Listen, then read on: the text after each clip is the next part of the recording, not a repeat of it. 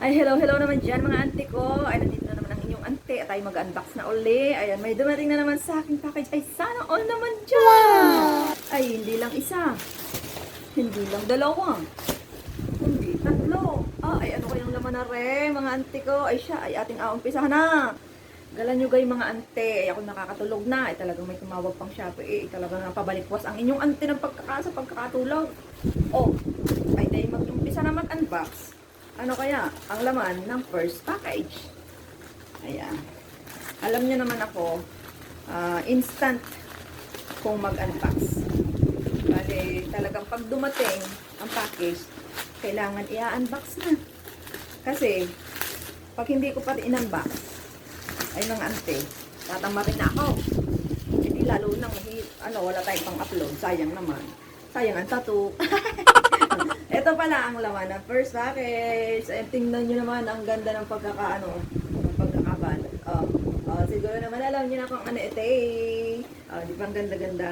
Ito po ay inaulog. Ito ay Fifine podcast microphone. Ayan, bali mapapalitan ko na yung aking microphone. Lala, super excited na dyan nyo. Wait lang. Gusto ko talagang pagkakita. Sandali na lang. Ayan, bali. Ang ganda ng ano nyo. Tapos, meron siyang dito. Sealed. Naka-sealed talaga siya, guys. I-open natin. Hoy! Meron siyang ganito, oh. Oh. Tapos babasahin niya dyan kung paano natin yun ikakabit. Gayon lamang man din. Ano ba rin book na rin? Tapos, ano siya, may foam siya na makapal para hindi siya, Tapos meron siyang ganito. Ito yung cord niya. Meron pa dito parang thread. Parang pinaka-thread. May nulat pan. Tapos ito yung pinaka-tripod niya. Ay! Excited ako!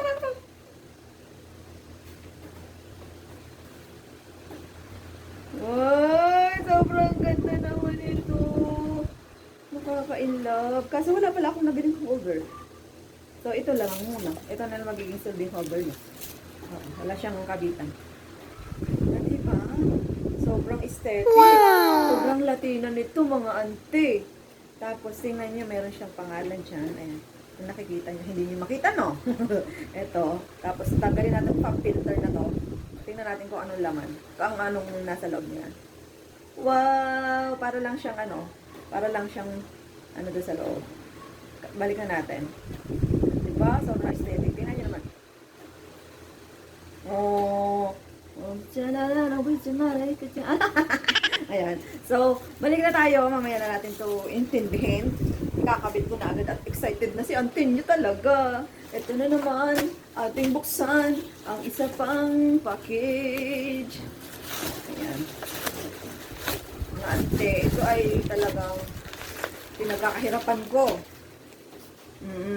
Yung mga panapanalo natin sa YT. Ito ay bra. Kay lost direct na ang bra ni auntie. Walang bra. Tingnan natin kung maganda. Galing ito sa fashion. Mumurahin lang. Pero at least, okay naman siyang gamitin. Meron siyang ganito. Tapos meron siyang strap. And meron siyang foam. Hindi naman siya kalakihang foam. Kasi seamless siya. Ganda. Ganda. Ganda niya. Tapos meron pa dito isang kulay brown. Brown naman to, brown. Yan, bilisan natin. Kasi para yung manonood hindi magre-reklamo. Hindi maiinip. Ayan, may strap din. Tapos ganun din siya. So, tingnan nyo yung quality ng ganda, di ba, mga ante? And here is the last unpacking. Ayan, hindi na kailangan ng gunting. Oh, Pam, pam, pam, pam, pam, pam, pam. Siguro, ay, nahulog. Siguro alam niya naman kung ano to. Pag mga nagla-live tayo, kailangan natin to. Oh, sobrang ganda. Di ba? Ang ganda. Oh. Ano siya? Ano ba tawag dito? Round neck. Round neck? Hindi round neck. Basta, ganyan. Gusto ko sa parang gusto ko na yung mga ganyan. Yung hindi nakikita yung leeg. Ang ganda ng kulay, tsaka ang ganda ng tela. Guys, yung mga auntie, ang ganda ng tela. Hindi siya mainit sa katawan. Meron pa kulay pula. Ala. Mga auntie. Buksan natin ulit ito. Kulay pula. Red na red si auntie nyo.